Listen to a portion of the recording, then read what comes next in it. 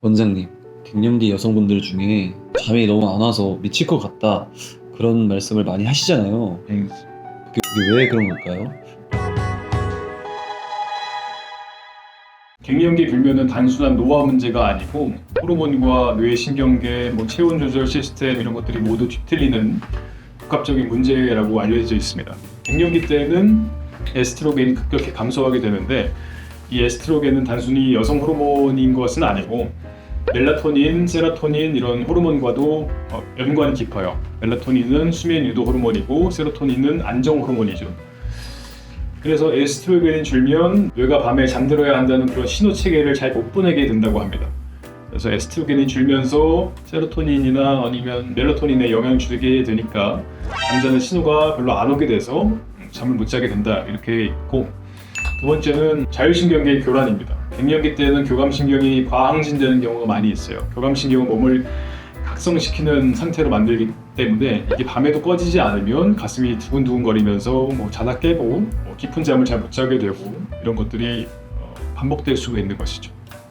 그리고 세 번째는 체온 조절 이상인데요. 한밤중에도 잠이 비오듯 나서 깨게 된다 이렇게 말씀하시는 분들이 있습니다. 이걸 열감, 핫플래시라고 부르는데 수면 중에는 원래 체온이 살짝 떨어져야지 깊은 잠에 들게 되는데 갱년기 여성분들은 체온이 오히려 확 올라가 버리면서 수면이 깨버리는 그런 패턴을 보이게 됩니다.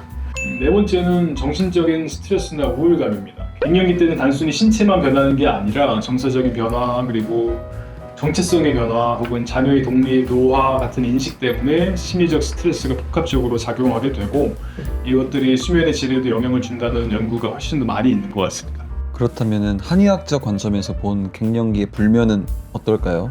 한의학적으로 봤을 땐 첫 번째로 간화상염이라고 해서 간화가 위로 솟구친다 이렇게 표현할 수 있을 것 같은데, 스트레스나 분노로 인해서 간의 기운이 위로 치솟고 마음이 불안해져서 잠을 못 드는 경우가 많이 있습니다. 증상으로는 얼굴에 홍조가 띄게 되고 가슴이 답답해지고 화가 많아지고 눈도 충혈되고 이런 양상이 있을 것이고요. 두 번째는 음허화왕이라고 해서 음액이 허선돼서 화가 왕성해진다 이런 뜻입니다. 몸속에 있는 음기, 진액이라고 표현하기도 하는데 이런 것들이 부족해지면 화나 열이 위로 솟구치게 되는 것이죠. 증상으로는 오후에 열감이 많이 생기는 거, 두 번째는 수족에 열감이 생기는 거, 건조해지는 거, 이명이 생기거나 가슴 두근거리는 게 생기는 거 이런 것들이 있을 것 같고요. 세 번째는 신비양허라고 해서 풀이하자면 마음과 소화기계가 모두 기운이 허해져서 불안감이나 피곤함이나 불면의 양상이 생기는 그런 것도 있습니다.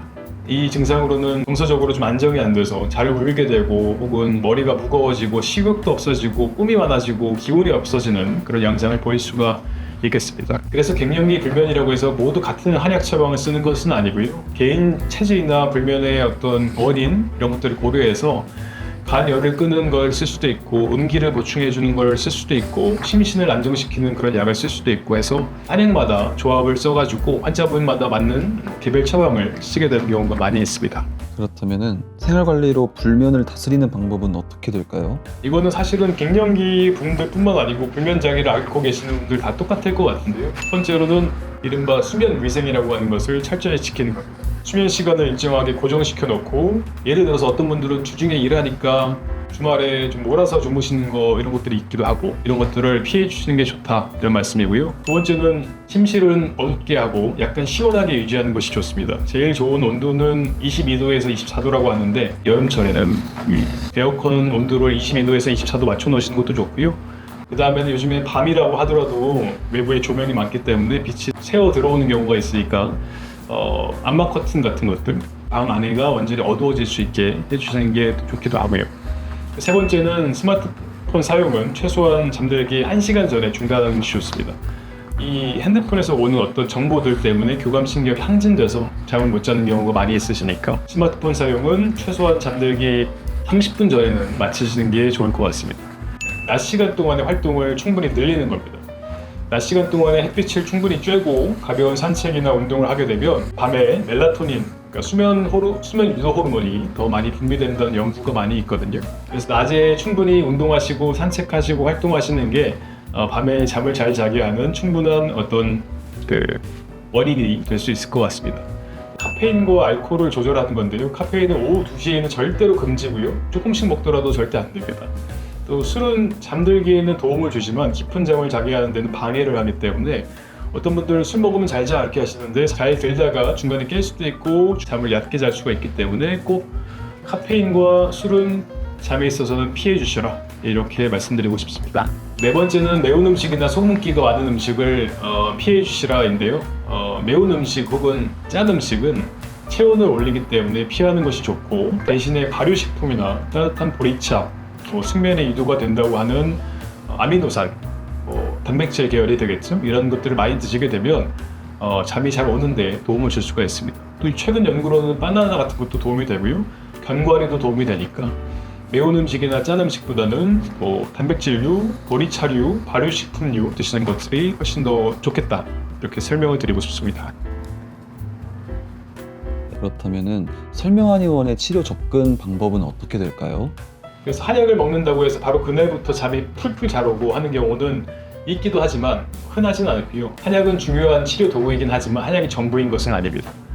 한약을 드시면서 저희가 환자분들께 드리는 어떤 숙제들 이런 것들을 꼭 잘 지켜주시면 잠이 더 깊게 잘 오고 또 수면 패턴을 확실하게 만드는 데 큰 도움이 될 거라고 봅니다. 갱년기 분들뿐만 아니고 불면증 때문에 고생하시는 분들 모두가 잠을 잘 자서 건강해지고 하는 과정으로 나아가시기를 바라고 있습니다. 오늘 영상 여기까지고요. 다음 영상도 많은 기대해 주시기 바라고 이만 영상 마치겠습니다. 감사합니다.